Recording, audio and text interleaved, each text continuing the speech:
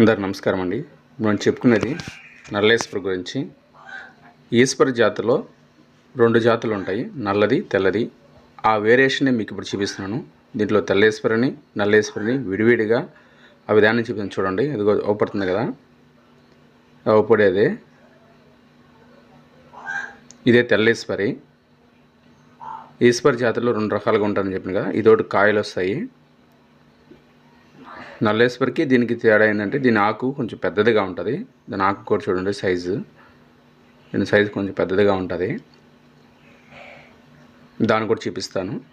నల్లేశ్వరం కూడా చూపిస్తాను. చూడండి, ఈ ఆకు చూసారా, దీని ఆకు ఎంత పెద్దదిగా ఉందో, కొంచెం పెద్దదిగా ఉంటుంది.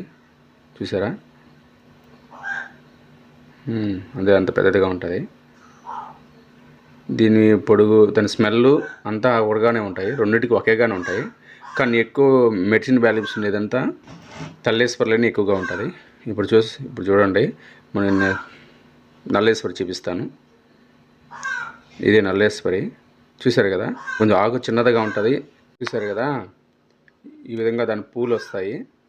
ఇదే పూలు దానికి తెల్లేశ్వరికే ఉంటాయి, నల్లేశ్వరికే ఉంటాయి. 2 విధాలుగా అట్టే ఉంటాయి. కానీ దాని ఆకు దీని సైజు ఉంటుంది. దీని ఆకు చూడండి ఎంత సైజు ఉంటుందో చూపిస్తాను. దానికి కొంచెం చిన్నదిగా ఉంటుంది. అంటే ఆకు పొడుగునింది కదా, ఈ ఆకు కొంచెం పొట్టుగా ఉంటుంది. సుమారు ఒక ఏలు, ఒక 2 అంగుళాలు 3 అంగుళాలు అంత వెడల్పే ఉంటుంది. అంతకన్నా పొడుగు రాదు. కొంచెం సన్నగా ఉంటుంది. ఏరియాని బట్టి కూడా చేంజ్ అవుతుంది. ఇది మొత్తం చెట్టులా ఉంటుంది.